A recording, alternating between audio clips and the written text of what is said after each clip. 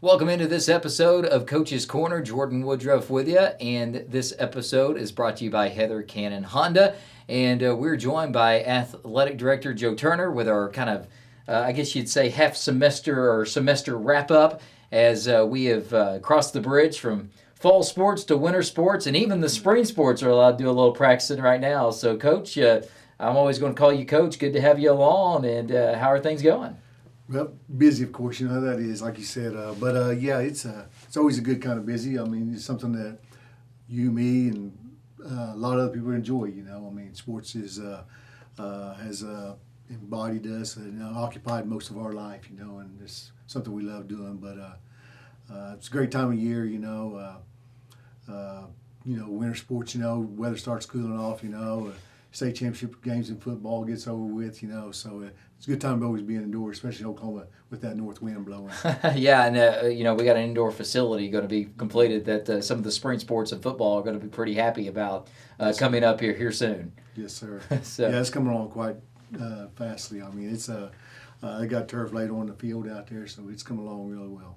all right, let's go through everything, and I think I want to start with the sport that kind of really gets things going every year, and it's also the sport that you could say had the best fall success, and it starts during the summer. It's softball, and Coach Jared Freeman comes in, and immediately with the girls, they responded well, and everybody got together and had one of the most successful runs in 2 decades here in Ponca City or more, and we're just this close from making the state tournament.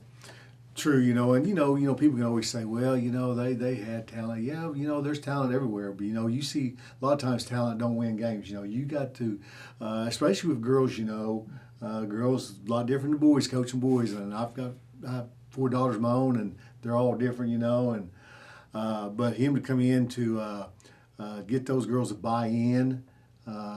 Did a remarkable job with those girls, and then brought back excitement, enthusiasm. I mean, I watched them the last 2 years, and they were very enthusiastic about this season. And that goes a long ways. Enthusiasm breeds more enthusiasm. So, but yeah, he did a heck of a job. Him and his staff. Yeah, and not only that, it's the first year of the new softball complex, Yes, and here it is. You have this year and just really energizes Ponca City softball, I feel like, going forward. Yes, they were all upset. They didn't make it that one more step. But you know what? When you get into a setting like that, anything can happen a lot of times. And they didn't play their best ball. And unfortunately, it just happened on the wrong week. But still, man, a lot of reasons to think going forward that this program is going to have a lot more opportunities to make that state tournament. Exactly, and they graduate some good ones. Of course, you do that every year, but they've got a good nucleus coming back, which they're going to go into a tougher district next year. But they're going to, they're going to put the gloves on and compete. Those girls like to compete. Yeah. All right, we'll go to football now, and when it comes to football, you've been the athletic director now second year, I guess, right? Yes, sir. Yeah, and it's kind of been a weird situation, so quite honestly, when it comes to football with what you've had to deal with. But Justin Rowland this year takes over at the helm, and it wasn't the year they expected. They did, I think, did see some stuff towards the end that maybe made you feel good about things as everybody trying to figure out. But they got a great younger crew, and got a chance to really do some stuff, I think, going forward here in the new future. So football, not the season they necessarily wanted, but still lots of promise, I think, going forward. Oh, most definitely. At times, they started 5 to 7 freshmen on Friday night. That's unheard of in Class A football. I never did start that many freshmen. I occasionally started freshmen here or there, maybe 2 or 3, but never that many. And like you said, there is light at the end of the tunnel. The wins didn't come as much as they wanted to this year, but we definitely see a bright future with the freshmen, sophomores, and those guys, those younger kids coming up. Even the 8th graders and 7th graders coming up. Some really good talent in those grades. Yeah, and that leads to those younger kids. Not only are we seeing maybe impacts and just what we talked about with football. I mean, these are younger kids playing multiple sports, and there's some really good younger classes that got a chance to do some special things here in Ponca City. They do. You're exactly right. I mean, multi-sport athletes. I mean, I've been a multi-sport athlete. You have been. We all have been. And it's great to see those kids playing multiple sports. I mean, playing just isolate just one sport. And college coaches, they look at kids that are multi-sport athletes. That's who they recruit. So. But yeah, that's great to see those kids involved in other programs. Yep. And the last fall sport to mention, volleyball, and we talk about it. I thought pretty successful year with what they're able to do, but once again, maybe the most relentless schedule you can play when you're in 6A volleyball, and I don't think people understand it. We talk about it being tough in all 6A, but man, when you talk about 6A volleyball as far as team sports are concerned, there are so many really, really good teams, and people kind of sleep on how good volleyball is in this state. Right, you're exactly right. We were, like you said, made great improvement from the previous year, and like the other sports we have in fall, football and softball, they got a good nucleus of girls returning next year, and I think I know volleyball coach is excited about it. Cross country's another one. They have a lot of. Most of their runners returning. They had a girl qualify for state and had some young boys who, I say young, I mean freshman, sophomore boys who are really talented. So they got a good, pretty much most of their team, about 90% of their team back. So, but cross country's a little bit different. Experience is good in other sports, but cross country experience, I mean, you just have to keep training there, Yeah. A little bit different. Yeah, and Wendy does such a great job of what she does. I mean, I think she gets the most out of what Ponca does each year with cross country. And kind of like I think Jenny with volleyball, the same way. I think they get the most. And once again, tough in 6A with cross country. But, you get some kids qualified and you try to, get down there and you start building. You understand that some of the classes, maybe you see those times and say, we can shave a little bit, we can do this. But, Right. man, it's tough. But I think you got all across the board, seems like good coaches in place. Yes, sir, we do. We're fortunate we do have good coaches in place. Yeah. All right. That leads us, let's talk a little bit about winter sports. And we won't get as much into the spring because they will not get going really until February, even though some of them are able to get practicing right now. Winter sports, we're coming off this week. The boys getting a nice win. They were able to go down and beat their rival Stillwater and really uglied the game up. And for Ponca City, that's kind of what Jacob Birnbaum does. But I'm ready to see what that does for confidence for that boys basketball team because really their team hustles hard and plays really good defense. They really do. I mean, we played Bixby the first round of the Bixby tournament. I mean, they were right there in the game, and one quarter, and Jacob he hit the nail on the head. I mean, it was we weren't getting the loose balls, we weren't getting those things, and and he definitely confronted the team about that. Which should and then we picked it back up. But that one quarter, when you go in and run a basketball, then you're down and. Yeah. It's tough to come back. And, well, in that Stillwater game, what a game of runs it was in the second half, huh? Right. Exactly. Especially what a game of runs when you win. Yeah, exactly. You're right. But you're right. And once again, like the other sports, we got some good young talent there. I mean, same way with the girls. The girls at the Bishop Kelly tournament this last week played real well on Friday, shot the ball real well. Saturday they played Jinx, and they were right there in it, and had a battle, uphill battle, got down on the second quarter, but kept battling, and did really well. And didn't shoot the ball as well this week against Stillwater, right? I mean, that's the thing is like basketball's so much about getting the shots fall, right? And we saw Stillwater girls hit a lot of shots, right? And then the girls for Ponca not hitting any. In the boys' game, neither team was hitting a lot of shots outside of the paint, so. It's a lot of times who hits shots, and but there is talent there, and that leads to the girls. Micah Estrada in her second year, and yes, I know there's frustrations. Things maybe aren't going as well as what she wants, and I know that's for the players as well. But they still got a lot of talent and got a chance if they can just get everybody clicking. I mean, there hasn't been really. It seems like many games yet. They've played 6, but you've seen one girl maybe have a good moment, but not everybody's kind of clicked at once. You're exactly right. I talked to Coach Parks about that on the boys basketball team. I said, man, once we've, they're still trying to find their way, the right combination on the floor, who works together. But once we do that, I mean, there's some kids that can play. I mean, there's some young kids that can play. once again, we talked about that freshman group. You know, there's a couple of freshman boys that suit up on the varsity game, but those saying, how many freshmen you start like back in football, that you might as well count that for a loss. So when Rollo started 5-7 freshmen, you might as well count 5-7 losses. Well, I told this joke on air this week at the Stillwater game, but it makes me laugh. I got the chance to talk to the girls coach of Stillwater, who of course was coaching the boys before he moved over to the girls, and they elevated the assistant. And his son plays at another school in the state, and he was talking about his son has a team that made a run state football, and he said those guys got to the basketball court late. They all dyed their hair. So they were playing this other team, and the coach on the other team said, "Hey, don't worry about guarding as hard those kids with the dyed hair because they haven't made the adjustment yet, right?" And that's the other thing is it does take a little time on the basketball court. I think you see it, and I think you see it in wrestling too. Those kids that do play multi-sports, it takes a little time to adjust to those winter sports. It does. Totally different type of conditioning. You're right. Yeah, and shooting. No, I mean, most kids on the football field hadn't put up many basketball shots, and there's a time for that. And that leads to this Christmas break time for your winter sports. It's important. We're going to talk about swimming as well, but, you get a little time off, which is good after you've been hitting it hard, but then you kind of, after Christmas, get back in, you hit it hard leading into New Year, and that kind of run, ultimately try to make the postseason and do something in the postseason. Exactly. And, with conditioning, if your legs go, your shot goes. So that's just the way it is. So, they're going to do well. Like once again, like we mentioned, the fall coaches, we got good coaches in place in the winter sports also. They do a heck of a job of working hard. You can go in there practice any time, and they're out there busting their butt, getting after it.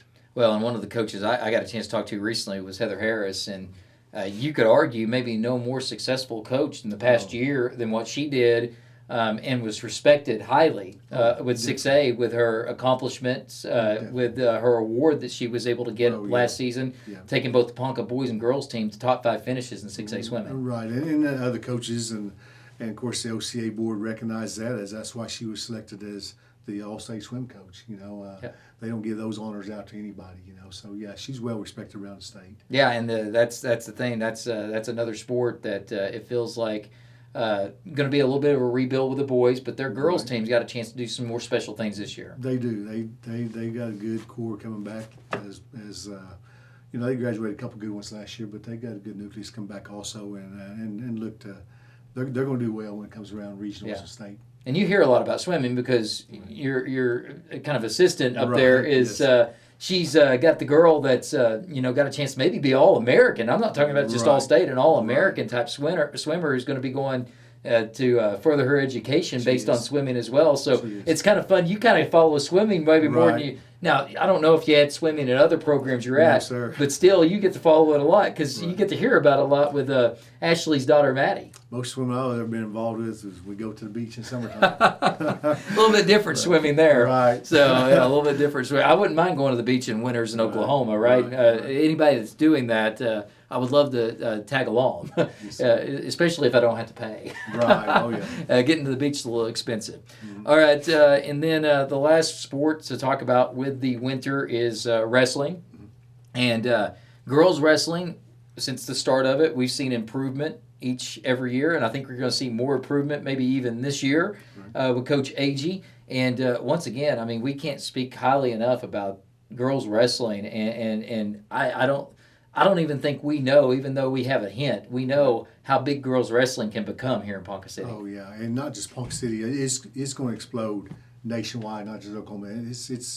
I seen this happen back when they started powerlifting with the girls.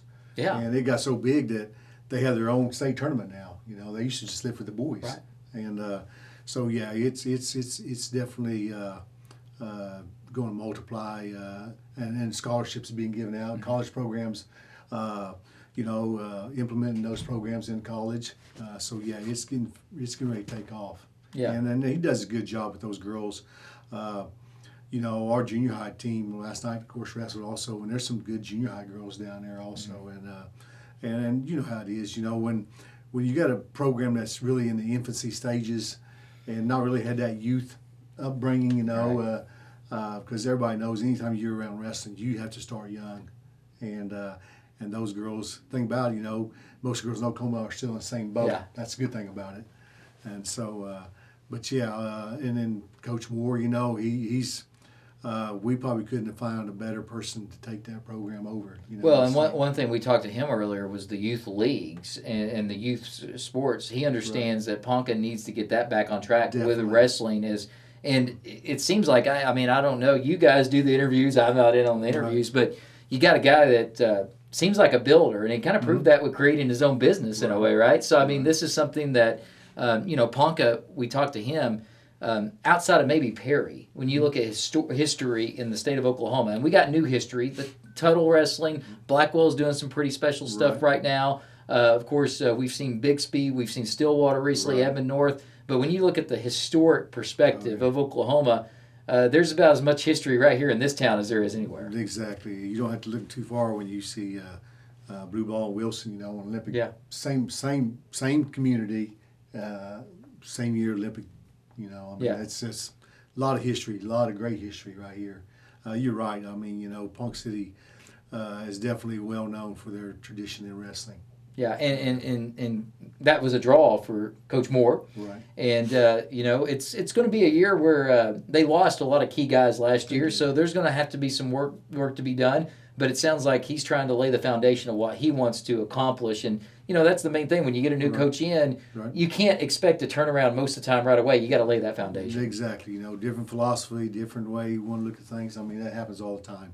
Yep. All right. And I think the last thing, we're not going to we'll get into spring sports later on maybe, but let's talk about just spring in general. What are some of the things that you're hoping to maybe accomplish? What's some things maybe coming down the road for Ponca City Athletics that maybe people don't know as much about? We talk about the kids and the sports. It's about them first and foremost, but we've hit on the facilities and getting the indoor side of things done. But what's kind of next coming in maybe into the new year for Ponca City Athletics? I think, with the coaching staff we have right now, they are willing to work together with each other. And that's the key, getting those kids, whether they're going to the next sport or they're in off season working out, keeping our kids motivated. Each day, my coaching philosophy is always, hey, we either got to get better or we get better about today. I mean, you go to each day, you got to get better, and we have a lot of coaches that have bought into that philosophy, and I think there's great things on the horizon here at Ponca City. We've got great young talent. We've mentioned that, but how as I know, great talent will get beat if talent don't go to work. Right. Talent has to work. You've been blessed with great talent, but you have to go to work. Well, one thing I've always said, and one of my things is, every day you either progress or regress. Yes, sir. And you never stay the same. And that's a general life thing. I think that's the life coming into sports. You either progress or you regress. Right. And a lot of times it's your decision what you're going to do. Okay. And it takes good mentors, good coaches to cultivate that philosophy and let them know that and show them how it's better to progress each day. Right. And we have a couple spots open on our football staff. And Coach Rowe, we've been talking about, the direction we want to go, if he wants to bring coordinators in and all that, if he wants to step back, just be the head coach or still have the influx on the defense, that's strictly his call. It's his program, and we're just here to support and try to find the right people to put in those spots. Yeah, and going back to football, Justin Rowland, his first year, he had been a head coach full-time. He got the interim last year, but you're kind of thrown into the mix. Right. And coaches' philosophies change after they actually have that year because I don't think people realize, in a coordinator role, you are focused on the offense and defense and your personnel. When you go to the head coaching role, there's a lot of administrative stuff that starts to get involved as well. So that's the thing when you talk about, you make a decision. Some coaches can manage calling defensive or offensive plays and being a head coach. Right. But a lot of times after a coach is put to that position, they understand maybe I can't give my all where I need to give if I don't get somebody. And those are the kind of things you got to talk about and decisions you got to make. Right. And I think it's really tougher for coaches who have been offense coordinator and they go head coach to relinquish those offensive It's very hard. Because I never could. I mean, I trusted my coaches. I had great coaches all my coaching career as my assistants, but I could never relinquish offense over because my thinking is totally different than their thinking. Yeah. Sometimes, I mean, third and 6, they may call pass play. I may call run play because I want to get 4th and 2 because I'm going to go for it. Yeah. That's my thinking, But right. So everybody has their different philosophies, but you're right. Rollo, he's done a remarkable job, in making that adjustment from being assistant, And I told him it's going to be a big change. I said, hey, you're coming from assistant coach, and all those guys in that room over there, you guys wore the same hat last year. Yeah. Now you got a different hat on now, and you're going to look at things a little bit different. Well, I mean, and we got Micah and Jacob who are both, and even Coach Agee in a way, assistant that moves over, and I always ask that question because the old philosophy that I remember hearing as Coach James Dickey, who was an assistant for Coach Sutton, who also was a head coach in his tenure as well throughout his career. I remember he said it's 6 inches away, but it's a whole world apart when you go from assistant to head coach. That's right. So, and you understand that too. That's the other thing. I think I'll give you some credit here. I think having an athletic director who has done multiple sports, who has gone through this, has progressed. I think it's a good resource for the coaches to have, and they understand that your door is open, that they can come in there and consult and with somebody that has maybe been in that position, especially those younger coaches. Right, yes, sir. And, I mean, like I say, my door is always open, and I know a lot of parents who see me, come up to me and say, hey, I appreciate you coming. I mean, that's just what I've done for 48 years, I mean, back since I was 10 years old, I go to athletic events. I mean, growing up, and, I would go to athletic events probably till time to die, I guess, or go to nursing home, one or two. Yeah, that's like even with broadcasting. Somebody asked, he goes, you always seem like you're one of the first here and last to leave. I go, that started when I was about 6 years old, going to high school games, because even if I wasn't playing, my mom and dad would sit around and talk to everybody, and then small school, I'd go on the court and shoot hoops, while they were talking, and that's how you build that love for the game. Oh yeah, and I've through sports and being a coach and an athletic director, you build lifelong relationships with other people, and you come in contact with, you respect the game and you respect the other coaches. Although when the whistle blows, you want to beat his butt just as bad as he wants to beat you. But after the game, hey, we're all friends. We respect each other and go on. When I like them, I wanted to beat them more. Oh, yeah, definitely. Because usually when you like them, they let you hear about it more. Oh yeah. So, all right, well, Coach, really appreciate it. Thank Yes, you sir. for your time. That's Athletic Director Joe Turner, and that's going to do it for today's episode of Coach's Corner, kind of our semester wrap-up when it comes to Ponca City athletics. I want to say thanks to our sponsor today, Heather Cannon Honda. For Joe Turner, I'm Jordan Woodruff, saying so long. Until next time, go Cats.